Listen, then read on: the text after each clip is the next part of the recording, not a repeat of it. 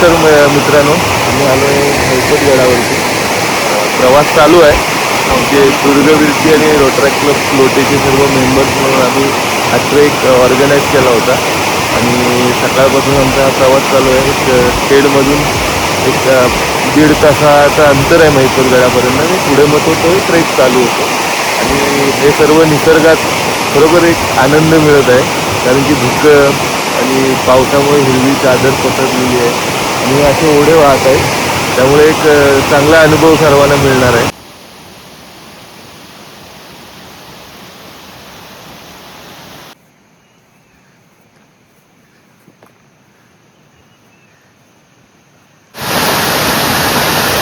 रस्त्यात जाताना अशा वॉटर क्रॉसिंग लागतात. वरतीच एक विहीर आहे.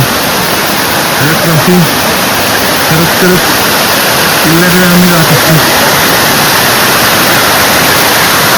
आता हनुमानाची गदा घेण्याची वेळ मकरंद दादा यांच्यावर आली.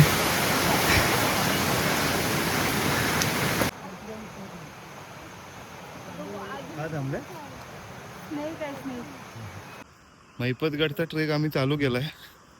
खाली हे वाडी बेलदार गाव.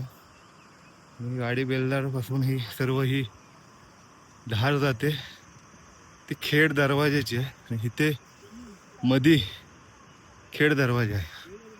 आणि हे आता पहिल्याच टप्प्यात सर्वजण बसलेली आहेत.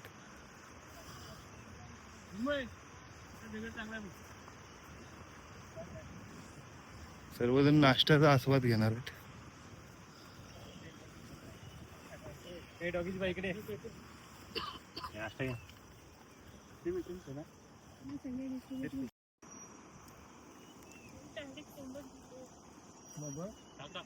आमची सर्वात छोटी ट्रेकर जिजा.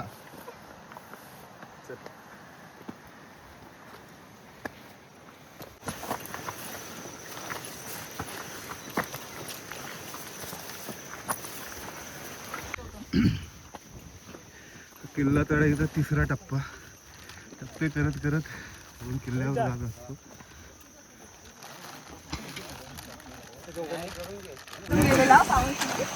हे दुर्गवीरचे रोहित बालदे आपल्याला मार्गदर्शक म्हणून लाभलेत.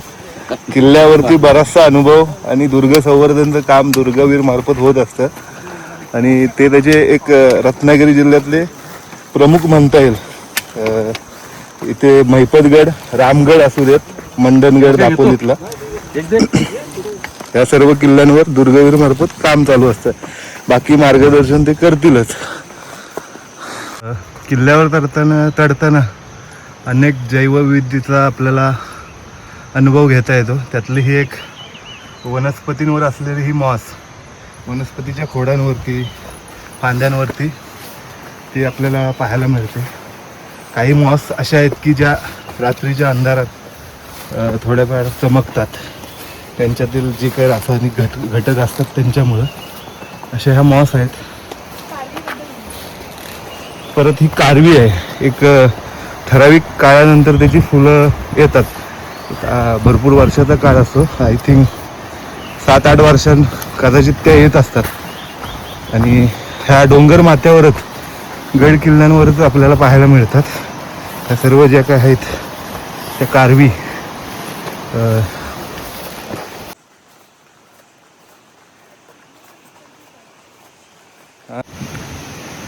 बरं मित्रांनो, किल्ल्यावरती येताना आपल्याला ठिकठिकाणी दुर्गवीर संस्था, तसेच वनविभाग, पुरातत्व खाते यांच्यामार्फत ठिकठिकाणी असे बोर्ड लावण्यात आले.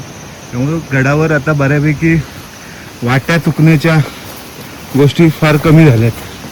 आधी अगदीच काही नव्हतं, तेव्हा भटकंती करताना थोडा त्रास व्हायचा.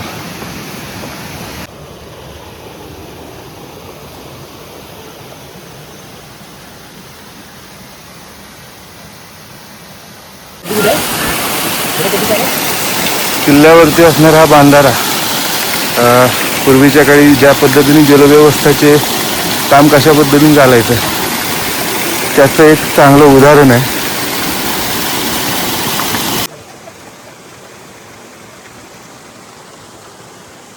मगाशी म्हटल्याप्रमाणे अनेक जैवविविधता इथे आपल्याला या निसर्गात त्या महिपतगडाच्या पाहायला मिळतात. त्यातलीच हे एक अळंबी हा प्रकार आहे. बऱ्याचशा अळंबी ह्या खरं तर विषारी असतात. ही एक अशीच एक अळंबी आहे. पाहू शकता एक वेगळ्या प्रकारची आहे, जाळीदार त्याला हे आहे बाजूने.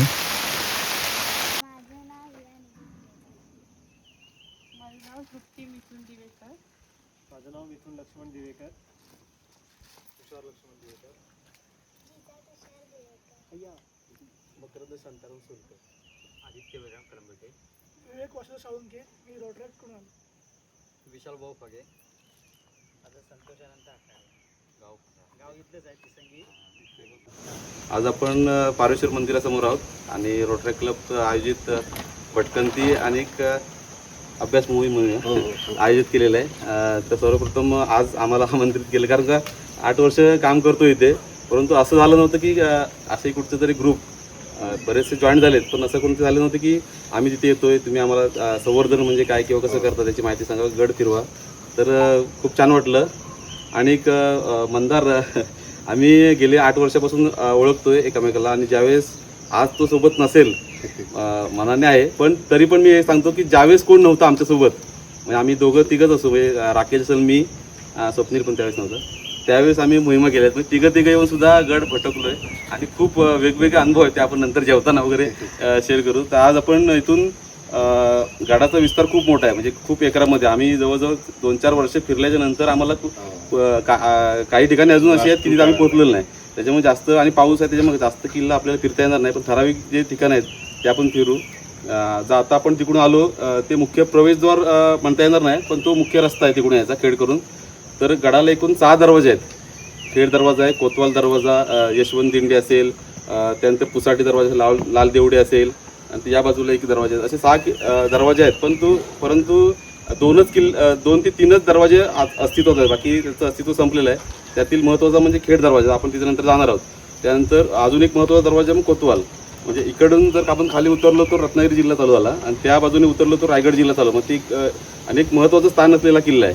तर आता आपण इकडून सुरुवात करूया. पहिलं कोतवाल दरवाजा जाऊया. दरवाजा तिथे गेल्यानंतर पण तुम्हाला प्रश्न पडेल की दरवाजा आणलाय का, परंतु दरवाजामध्ये सगळं असं किल्ला म्हटलं की आपल्या लक्षात येतं की दरवाजामध्ये एक तटबंदी आहे, 2 बुरुज असतील, तिथं आतमध्ये जायला एंट्री असेल, पण ते सगळं ढासळलेलं आहे, पडलेलं आहे. एकच दरवाजा म्हणजे तुम्ही अवशेष बघितलं बघताय तो म्हणजे खेड दरवाजा. तिकडे दरवाजाचे अवशेष शिल्लक नाहीत, पण 2 बुरुज आहेत आणि ते एक महत्त्वाचे बुरुज आहेत, कारण तिकडच्या भागावर रायगडकडे लक्ष ठेवण्यासाठी एक महत्त्वाचे 2 बुरुज होते, ते आपण पाहूया. आणि ते सगळं झाल्याच्या नंतर आपण इथे येऊन जेवण करूया. आधी तिकडे पूर्ण किल्ला भरून ठेवूया आधी. म्हणजे त्याच्या खाली हे बेस होते त्याचे, त्याच्यावरती आहे दगड, झाडाने पूर्ण त्याला फोडलं. तर इथे पण आकृती चित्र हे केलेलं आहे, हातासारखं आहे. आता काय थोडंसं हनुमानासारखं दिसतंय. ही शेपूट अशी गोल फिरून येते ना ती, तिकडचे सगळे झाले. इकडे वरती शेपूट. मग गडाचा इतिहास, लिखित इतिहास सापडत नाही, पण एक पत्र सापडतं. एवढा मोठा किल्ला आहे, म्हणजे जास्त मला वाटतं या किल्ल्याचं जे जास्त रहदारी असेल की जास्त यूज केलं असेल ते पूर्व काळात यूज केलं असेल, मग आदिलशहात वगैरे असं. त्यानंतर आपलं या ठिकाणी हे झालं, त्याचं पत्र एक आढळतं, त्या पत्रावरून थोडीफार माहिती मिळते. ज्यावेळी समर्थ रामदास आता सज्जनगडावर जाऊन ते राहिले, परंतु त्यांनी 2 किल्ले निवडले होते त्यांना इथं म्हणजे राहण्यासाठी. त्यातला एक महिपतगड होता आणि ते एक पत्र आढळतं. ते पत्र शिवाजी महाराजांनी इथल्या किल्लेदाराला दसमाजी नरसाळा म्हणून होते, त्यांना पत्र लिहिलं आहे. त्या पत्रामध्ये उल्लेख केला की त्यांना गोसावी म्हणायचे, गोसावी येथील, म्हणजे 2 पत्र होती, त्या किल्लेदाराला सुद्धा लिहिलं होतं. तर येथील तिथे त्यांना राहायची व्यवस्था पूर्ण करा, त्यांना काहीच कमी पडू देऊ नका, आणि त्यांच्यासोबत येणारे लोक आहेत त्यांची पण व्यवस्था करा. जोपर्यंत म्हणत नाही मला किल्ला सोडून जायचा आहे तोपर्यंत त्यांना राहू द्या, असं त्यांना पत्र. मग त्या याच्यावरून कळतं आपल्याला या किल्ल्याचं महत्त्व. एकच पत्र उपलब्ध आहे, त्याच्यावरून आपल्याला थोडाफार इतिहास कळतो.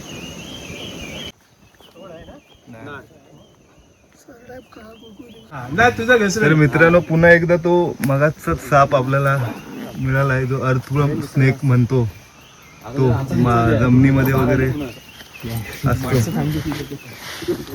हा मैपतगडावर सर्रास आढळणारा साप आहे. याचं बघितलं बॉडी स्ट्रक्चर तर पुढचं तोंड आहे ते पूर्ण निमुळतं असतं. मागची जो शेपूट बघितली थोडी चपटी तुम्हाला बघायला मिळेल. याचं महत्त्व असं की त्याला वाळूमध्ये किंवा मातीमध्ये शिरण्यास त्याला एकदम सोपं जातं. आणि हा बिनविषारी असल्यामुळे हा मुंग्या, छोटे कीटक किंवा गांडूळ हे त्यांचं भक्षक असतं. Repeat again. तुम्हाला नवीन नाही काही. तसा महिपत गडावरचा होळीचा माळ आहे. म्हणजे याच्यावर आपलं लक्षात येतं की होळी जिथं होते तिथे गाव असेल किंवा वस्त्या असतील. पूर्वी ज्यावेळेस गडावर राबता होता त्यावेळेस वेगवेगळ्या वाडे वस्त्या, आता जसं वाडी बेलदार, खाली गेलात वाडी जैतापूर, हे जशा वाड्या बसल्यात, त्या पूर्वी तिथलीच लोक गडावर त्यांची वस्ती होती. हळूहळू ते गड सोडून खाली गेले. परंतु जे वार्षिक काही जे सण आहेत, म्हणजे आपला सगळ्यात मोठा कोकणातला होळीचा सण, ते इथे साजरा करतात. इथे पालखी गावातून तयार होऊन मंदिरात येते, इथं होळी लागते. अशी परंपरा त्यांनी चालू ठेवली आज देखील. आता बघितलं तर हा इकडचा माळ, म्हणजे तुम्हाला एवढंच जागा आहे, याला माळ म्हणतोय. पण तू या पठारावर बघितलं ना तर वरती डोंगरावर गेल्याशिवाय एवढा तर माळ पण भेटणार नाही आपल्याला. म्हणून हा होळीचा माळ.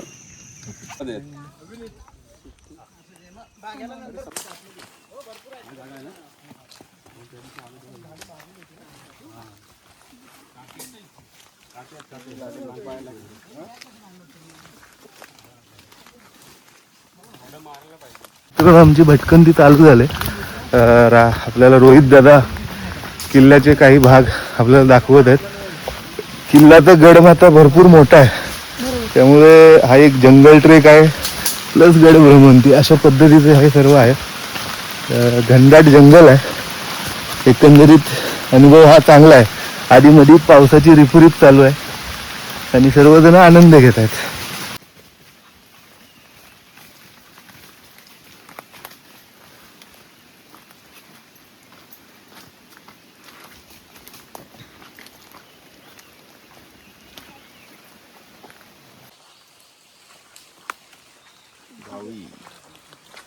म्हणजे आपल्या कोतवाल दरवाजातून आपण वरती आलो, ते एक मंदिर आहे.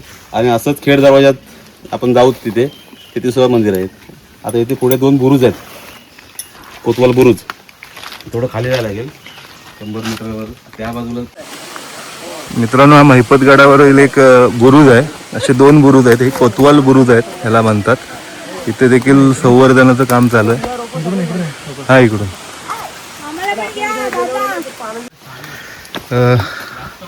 कोतवाल बुरुज बघून आम्ही आता सर्व मंदिराकडे जात आहोत. थोडे दमचाप करणारा रोड आहे, रस्ता आहे. हे आमचे स्वप्नील मुंबईवरून खास आलेले आहेत आणि ट्रेक करतच असतात ते. आताच पावनखिंड ट्रेक 51 किलोमीटरचा केला त्यांनी. झालाय आमचा. आता आम्ही या किल्ल्यावर असणाऱ्या पारेश्वराच्या मंदिरामध्ये आलो. साधारण एक 15-20 लोकांच्या झोपण्याची सोय इथे आरामात होऊ शकते असं हे ठिकाण आहे. एकमेव पारेश्वर मंदिर, या मंदिर गडदेवता आहे हे. आणि इथे आमच्या दुपारच्या जेवणाची सोय करतात. आणि बाकीचे मेंबर आराम करताना, लहान मुलं खेळताना वगैरे. हे आखाडे बंधू आमचे दुर्गेवीरचे. आणि हा बाहेरचा व्ह्यू.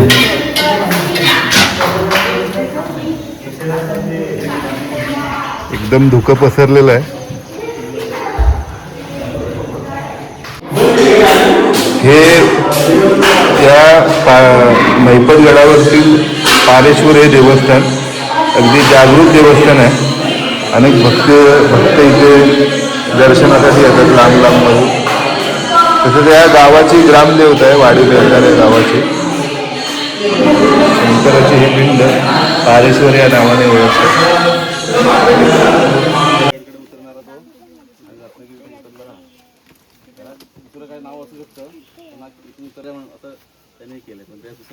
खेड दरवाजा, असं वेगवेगळ्या किल्ल्यांची माहिती, दरवाजाची माहिती सांगायची. त्यावेळेस आम्हाला त्यांनी जाधव आहेत, पोलीस पाटील होते, त्यावेळेस त्यांनी ताणलं होतं. आणि ह्या आता पायऱ्या दिसत आहेत, हा पूर्ण पॅच असं माती खाली होता. म्हणजे हा तुम्हाला दिसेल ना, हा इथंपर्यंत होता. आणि हा 2 दगड दिसत होते फक्त. हा इकडचा, हा आता या रांगेतले. आणि तुम्हाला माती काढलेली पूर्ण तसा ढिगारा दिसतोय ना, आता पूर्ण ढिगारा होता. आणि पण मग त्यावेळेस कसं होतं, स्ट्रक्चर असं दिसत होतं की दरवाजा असेल, कारण ह्या दगडी आहेत ना वरच्या, त्या थोड्याफार दिसत होत्या. आणि हे कसं प्रॉपर दरवाजाचं शिवकाळातले जे दरवाजे आहेत, म्हणजे गोमुखी बांधकामाचं जसं हे असतं तसं दरवाजा. तर इथून आला की 2 बुरुज, मुख्य बुरुज असतात. हे हाही किती बुरुज एक मोठा, आणि हा इथे बुरुज ढासळलाय बघा. आहे हे 2 बुरुजातून मुख्य प्रवेशद्वार. आणि मग शत्रूला जोपर्यंत आतमध्ये येत नाही दरवाजासमोर तोपर्यंत हा दरवाजा दिसला नाही पाहिजे, हा सुरक्षेसाठी हे केलेलं असतं. तर तसंही बांधकाम मला आढळलं होतं आम्हाला, पण आम्ही त्यावेळेस मॅनपॉवर आमची कमी होती आणि मग आम्ही जसं जसं लोक वाढत गेली तसं आम्ही एक ठरलं की काम करायचं. आणि मग 2 वर्षापूर्वी इथून सुरुवात केली. पण दरवाजाचं कसं असतं, पायऱ्या दिसल्या, एक दोन पायऱ्या तिथल्या दिसत होत्या, पण महत्त्वाचं असतं उंबरठा. मग आम्ही तिथून हे केलं, म्हटलं हे दगड दिसत होते आणि इकडचा भाग हा पार्ट थोडासा वेगळा दिसतो ना, हा इथे खाली उमरा असेल. मग आम्ही इथे खोदायला सुरुवात केली आणि मग हा त्यावेळेस उमरा सापडला आणि मग निश्चित झालं की हा इथे दरवाजा आहे, मुख्य दरवाजा असणार. मग इथून खोदायला सुरुवात केली. मग जवळ 4 ते 5 मोहिमा झाल्या.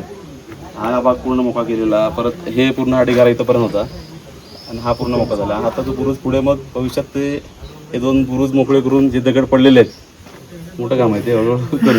मग ह्या ज्या पायऱ्या आहेत त्या ऑलरेडी होत्या, तुम्ही आहेत खोदल्या तसंच. आम्ही त्यावेळेस? एकी दगड असा लावलेला नाहीये की अच्छा, हा. आता आम्ही लावलेले हा. हे पूर्ण ओपन झाल्याच्या नंतर लावलं. आणि त्या पायऱ्या अशा पुढे जाऊन तिकडे वर गेल्या, अच्छा, हे लेफ्ट साईडने आणि हा इकडून राईट साईडने. वरती जायला भाग आहे. आणि याच्यामध्ये इथे खोबणे पण आहेत ना, ते हा, दरवाजा हे करण्यासाठी एक कडी भेटली होती लोखंडाची. कोपणे आहेत ते. इथे दगड हा फिरण्यासाठी असा जो फिरतो त्यासाठी, आणि हा इथे